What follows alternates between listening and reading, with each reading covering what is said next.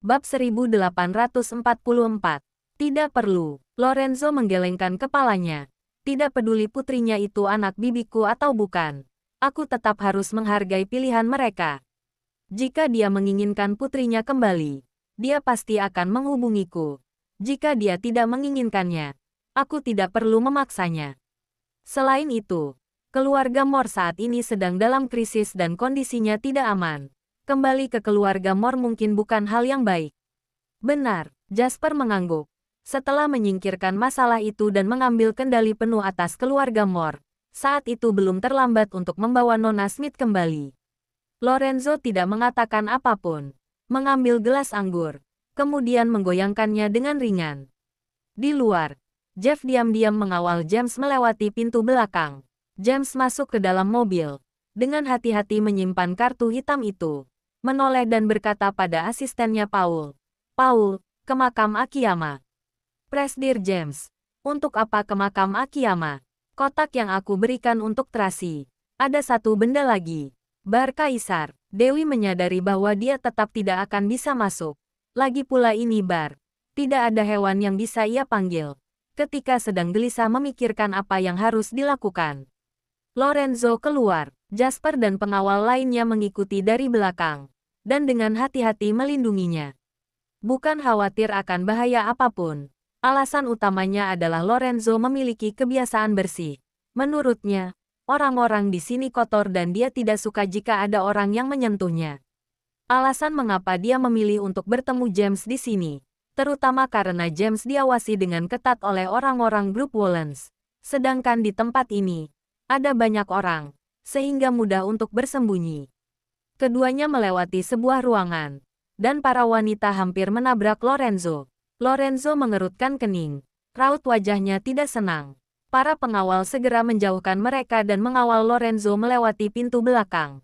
Dewi buru-buru mengikuti, tetapi Lorenzo dikelilingi oleh pengawal, sehingga membuat Dewi tidak bisa mendekatinya sama sekali. Pada saat ini, suara tembakan tiba-tiba terdengar dari belakang, dan memecah suasana yang sedang riuh. Dalam sekejap, orang-orang di sekitar berteriak ketakutan dan mulai berlarian. Dewi didorong hingga ke depan oleh kerumunan. Ia tidak bisa mengontrol dirinya. Lorenzo melirik ke belakang, dan mengedipkan mata pada Jasper. Jasper segera mengutus Sonny dan Wezo untuk memeriksa keadaan.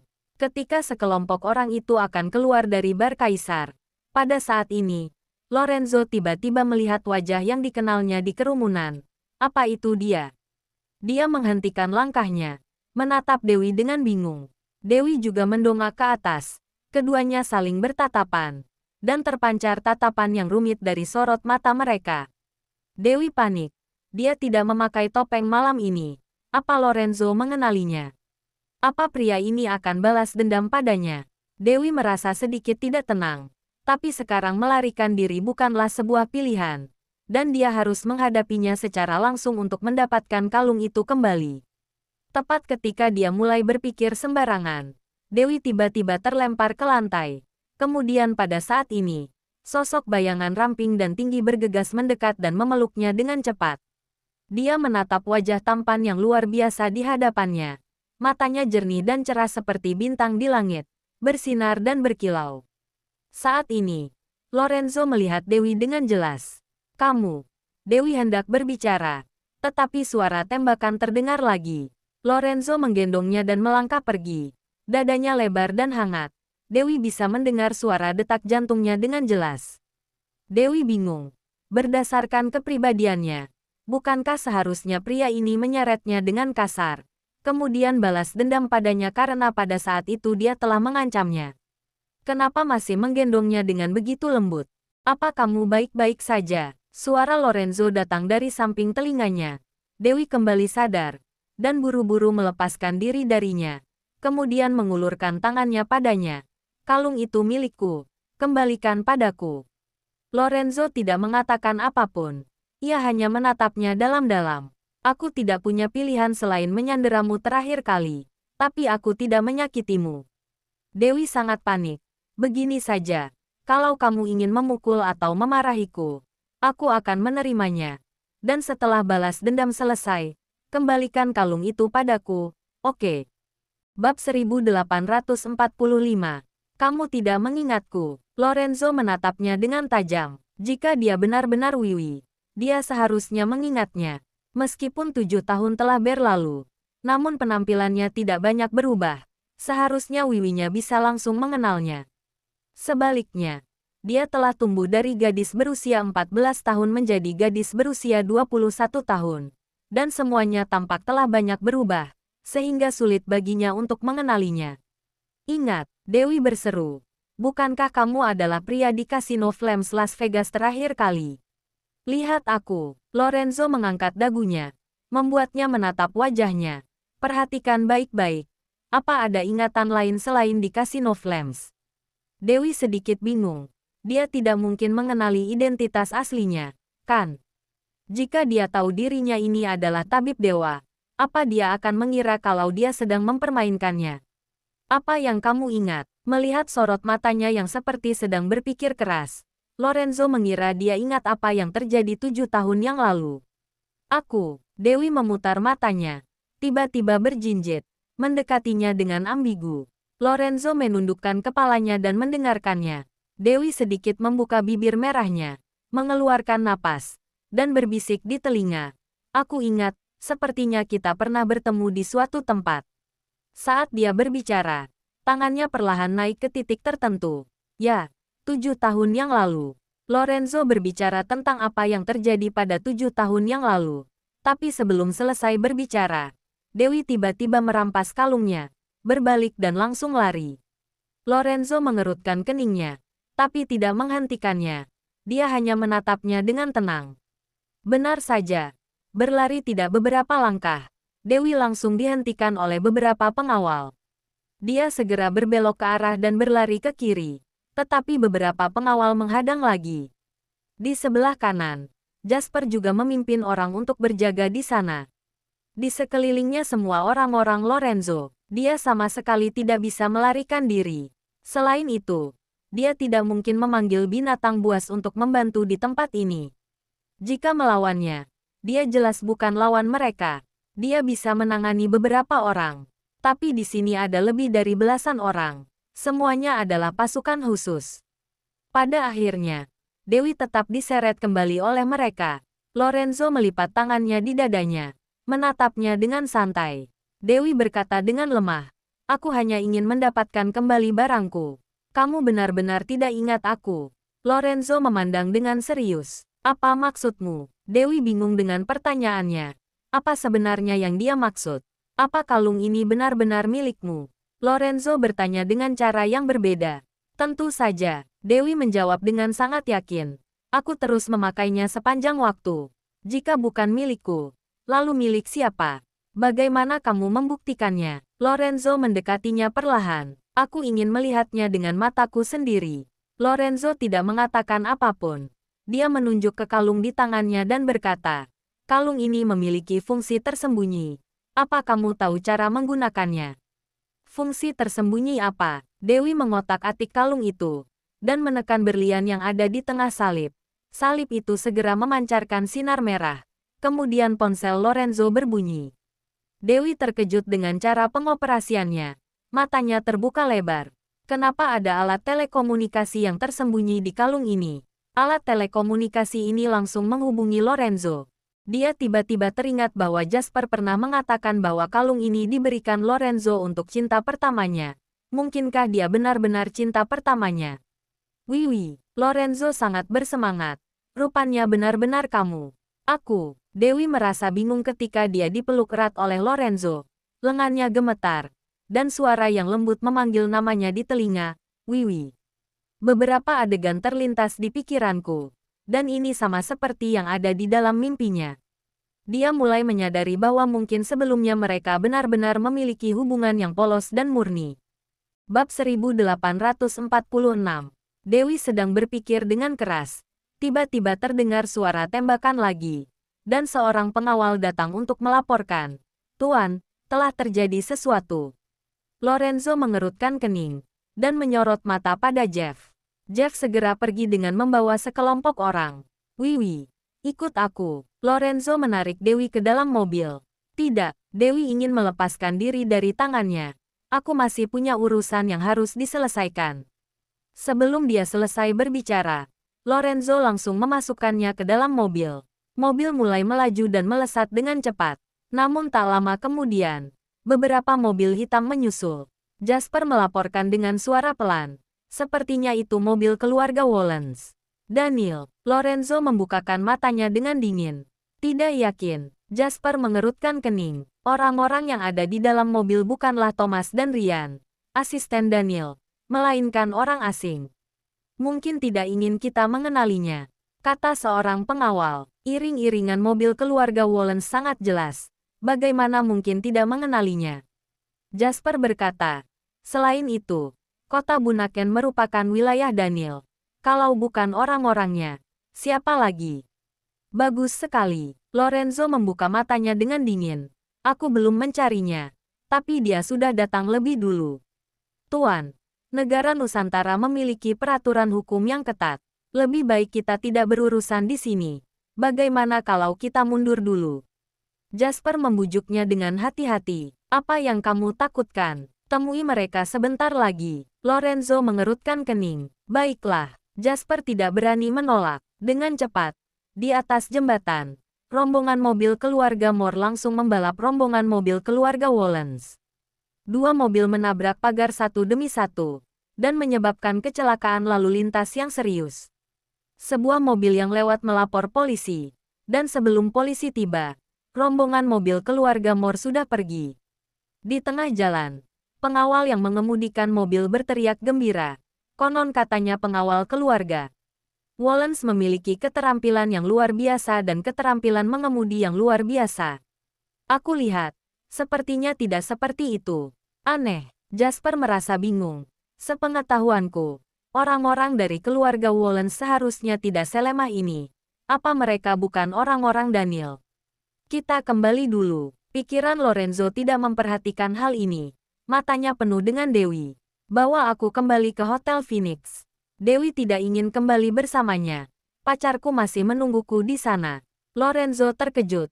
Pacar? Ya, Dewi hanya ingin menyingkirkannya. Kita sudah bertahun-tahun tidak berhubungan. Wajar kan kalau aku bertemu pacar? Dewi samar-samar mendengar bahwa dia berkata, 7 tahun yang lalu. Dan dalam ingatannya selalu terbayang saat dia masih kecil. Jadi dia yakin bahwa mereka tidak berhubungan selama bertahun-tahun. Namun, kata-kata Dewi seperti sebuah pukulan bagi Lorenzo dan membuatnya terkejut. Cinta pertama yang cantik dan lugu di hatinya. Gadis yang selalu dia pikirkan selama ini. Ternyata dengan entengnya mengatakan bahwa dia punya pacar. Lalu, penantiannya selama bertahun-tahun. Apakah itu hanya lelucon? Sudahlah, kamu turunkan aku di depan. Aku akan naik taksi. Melihat ekspresi Lorenzo yang aneh, Dewi takut dia akan marah, dan hanya ingin pergi secepat mungkin. Ini, pengawal yang mengemudi, melirik Lorenzo dari kaca spion. Berangkat ke Hotel Phoenix, perintah Lorenzo. Kamu ingin mengantarku? Dewi memandang dengan cemas. Apa kamu benar-benar punya pacar? Lorenzo menoleh dan menatap. Ya. Aku akan segera menikah. Dewi berkata dengan sangat serius. Beberapa tahun ini, dia yang menjagaku. Tapi, saat itu kita sudah sepakat. Saat kamu dewasa, aku akan menikahimu. Itu semua hanya lelucon anak-anak. Bagaimana bisa dianggap serius? Dewi memotongnya, dan berkata tanpa perasaan. Kita adalah dua orang dari dua dunia yang berbeda. Kita tidak cocok. Lorenzo merasa terkejut hingga sekujur tubuhnya terasa dingin. Dan ini adalah pertama kalinya dia merasakan perasaan seperti ini. Bab 1847. Dari kecil hingga dewasa, perasaannya tidak pernah berubah. Seorang pria berusia 27 tahun. Hubungan terdekatnya dengan seorang wanita adalah ketika dia memegang tangan Wiwi 7 tahun yang lalu. Di dalam hatinya, Wiwi adalah cinta pertamanya, pegangan hidupnya, dan satu-satunya cinta dalam hidupnya. Dari awal sampai akhir, dia terus memegang keyakinan ini, menghabiskan pikirannya untuk menemukannya, dan ingin memberinya kebahagiaan seumur hidup. Sekarang akhirnya dia menemukannya, tapi tatapan gadis ini tidak ada kelembutan sama sekali. Hanya ada kegelisahan, kecemasan, dan kegugupan. Sekarang gadis ini malah memberitahunya bahwa dia sudah memiliki pacar. Mereka bukan berasal dari dunia yang sama. Sama sekali tidak cocok. Masih mengatakan bahwa janji yang diucapkan saat anak-anak hanyalah lelucon dan tidak bisa dianggap serius. Lorenzo tidak bisa mempercayai apa yang ia dengar. Apakah ini sungguhan? Atau dia salah dengar? Atau mungkin juga dia salah paham bahwa gadis yang ada di depan matanya ini bukanlah Wiwi. Tapi wajahnya benar-benar terlihat seperti Wiwi yang ia kenal. Dan dia juga mengetahui rahasia kalung salib itu. Seharusnya benar. Kenapa kamu menatapku seperti itu? Dewi pindah ke samping. Kamu tidak mungkin terlalu mencintaiku kan? Apa kamu benar-benar Wiwi? Lorenzo masih tidak mau menerima kenyataan. Di mana kita bertemu? Aku tidak ingat. Dewi menjawab dengan santai. Sepertinya di gunung. Lorenzo terkejut. Mereka memang bertemu di gunung. Jawabannya benar. Tapi nada santai ini jelas. Maafkan aku. Dewi menatapnya yang sedang kecewa dan menghiburnya dengan lembut. Aku masih kecil saat itu. Tidak mengerti apa itu cinta. Kalau aku menjanjikan sesuatu padamu, jangan dimasukkan ke hati. Setelah beberapa saat, dia mengangkat kalung itu lagi, dan bertanya dengan hati-hati. Kamu sudah memberikan kalung ini padaku. Kamu tidak menginginkannya kembalikan. Aku memberikannya padamu. Jadi itu milikmu. Lorenzo menahan perasaannya yang rumit, berusaha membuat dirinya tampak tenang. Tinggalkan pria itu dan kembali padaku. Oh, Dewi terkejut. Apakah bisa seperti ini? Lorenzo yang ada di dalam kesannya begitu sombong dan memiliki obsesi yang sangat serius terhadap kebersihan. Bagaimana mungkin dia bisa menerima wanitanya yang sudah punya pacar untuk kembali lagi padanya? Dia tidak melindungimu dengan baik. Lorenzo dengan paksa mengendalikan suaranya yang angkuh, membiarkanmu berada di Casino Flames, dan sekarang membuatmu seperti ini. Ketika berbicara, Lorenzo meliriknya, melihat pahanya yang putih dan kerah baju V-nya yang terbuka hingga dadanya terlihat. Dia segera memalingkan wajah, tapi dia menjadi lebih marah. Ceritanya panjang, Dewi tidak tahu bagaimana menjelaskannya. Dia hanya mengatakannya dengan santai. Pokoknya aku tidak akan meninggalkannya. Kami akan segera menikah. Kalau begitu, batalkan pernikahan kalian. Bagaimana mungkin? Aku akan bertanggung jawab atas semua konsekuensinya. Lorenzo memotongnya dan memerintahkan dengan paksa. Telepon dia sekarang dan minta dia untuk menunggu di hotel. Dan aku akan mengatakannya secara langsung. Dewi tercengang. Dia mengira jika dia punya pacar, Lorenzo akan mundur, mengusirnya dan melempar kalungnya keluar dari mobil, meludahinya dengan jijik, dan tidak pernah ingin melihatnya lagi. Dengan cara ini, dia bisa meninggalkannya sepenuhnya. Tidak disangka, dia malah. Ini adalah pertandingan besar. Tidak, mungkin triknya masih tidak cukup. Dewi menarik napas dalam-dalam dan berbicara dengan berani. Dia bukan pacar biasa. Kami telah hidup. Sebelum dia menyelesaikan kata-katanya, Lorenzo mencubit pipinya dengan keras. Wajahnya yang tampan tiba-tiba mendekat, dan tatapan membunuh di matanya tidak bisa lagi disembunyikan. Dia menggertakkan gigi dan mengucapkan sepatah kata, sepertinya aku harus membunuhnya. Hah, jantung Dewi berdebar kencang, dan dia berkata dengan tergesa-gesa, tidak, kamu tidak boleh menyentuhnya. Selesai bicara, mobil berhenti, dan pengawalnya melaporkan, Tuan, kita sudah sampai. Bab 1848. Pintu mobil terbuka. Lorenzo melepaskan tangannya dan keluar dari mobil sendirian. Dewi keluar mobil dari sisi lain. Ketika hendak melarikan diri, dia langsung dihentikan oleh beberapa pengawal. Dewi mengerutkan kening, dan ketika sedang memikirkan tentang apa yang harus dilakukan, sebuah suara yang akrab tiba-tiba terdengar. Hei, akhirnya kamu kembali. Dewi menoleh. Brandon keluar dari hotel, melangkah ke arahnya. Kamu tidak menjawab telepon, tidak membalas pesan. Aku khawatir.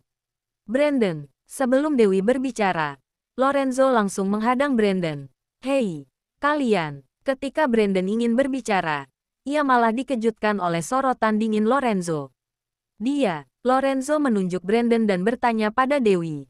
Kamu jangan main-main. Dewi buru-buru melangkah maju dan mendorong Jasper. melindungi Brandon di belakangnya. Apa yang terjadi? Brandon bertanya dengan suara pelan. Diam. Jangan bicara. Dewi tidak ingin berbohong. Lorenzo tidak mengatakan arah-arah, hanya mengedipkan mata. Beberapa pengawal segera melangkah maju, hendak membawa Brandon masuk ke dalam mobil. Brandon berjuang mati-matian, tapi dia sama sekali bukan lawan mereka. Dewi buru-buru memohon pada Lorenzo, jangan main-main, jangan sentuh dia. Dia tidak punya kemampuan untuk melindungimu, dan dia tidak memenuhi syarat untuk memilikimu. Lorenzo terlihat sangat tenang, tapi di matanya terpancar rasa dingin yang menusuk tulang. Ini urusanku. Apa hubungannya denganmu? Apa yang kalian lakukan? Lepaskan aku, teriak Brandon dengan cemas. Tapi tiba-tiba dia dipukul tepat di hidung, dan dalam seketika hidungnya mengeluarkan darah. Dia memegang hidungnya, dan dia benar-benar tercengang. Berhenti. Dewi buru-buru melangkah maju untuk mendorong pengawal itu pergi, dan bahkan memukulnya dengan keras. Kamu berani menyentuhnya. Meski pengawal dipukuli, tapi mereka tetap tidak berani melawan. Lorenzo mengerutkan kening karena kesal, kemudian memberi isyarat. Beberapa orang segera menarik Dewi pergi, sementara yang lain menahan Brandon di dalam mobil. Hei, apa yang kalian lakukan? Dewi berteriak cemas. Rasa sakit jangka panjang lebih buruk daripada rasa sakit jangka pendek. Kalau dia meninggal, hatimu hanya akan sakit untuk sementara. Tapi kalau kamu mengikuti sampah ini, kamu malah akan menderita selamanya. Lorenzo berbicara dengan serius, seolah-olah dia sedang menyelamatkan hidupnya. Kamu, Dewi hendak berbicara, tapi mobil sudah dinyalakan dan siap untuk pergi. Brandon sekuat tenaga berjuang di dalam mobil, tapi dia malah menerima beberapa pukulan. Dewi sangat khawatir sehingga dia berteriak dengan panik, kamu tidak boleh menyentuhnya. Kenapa? Lorenzo memandangnya dengan datar. Karena aku sedang mengandung anaknya. Dewi tidak sengaja mengatakannya. Untuk sesaat, waktu tampak berhenti. Semua orang tercengang dan menatap Dewi dengan heran, lalu menatap Lorenzo dengan hati-hati. Pada saat ini, wajah Lorenzo sangat murung, sorot matanya sangat tenang, tapi dia menatapnya dengan tegas, dan bertanya kata demi kata, apa kamu bilang? Aku bilang, aku sedang mengandung anaknya. Dewi mengambil resiko, dan hanya bisa mengarang kebohongan. Presdir Lorenzo, aku tahu kamu sangat kaya dan berkuasa. Aku tidak bisa memprovokasimu. Ada begitu banyak gadis cantik di dunia ini, tapi kenapa malah menggangguku? Mengganggu. Reaksi Lorenzo terhadap kata ini sangat besar. Cinta pertamanya yang penuh ketulusan dan kesetiaan. Tapi dia malah mengatakan itu. Mengganggu. Ya, Dewi panik. Dan melanjutkan.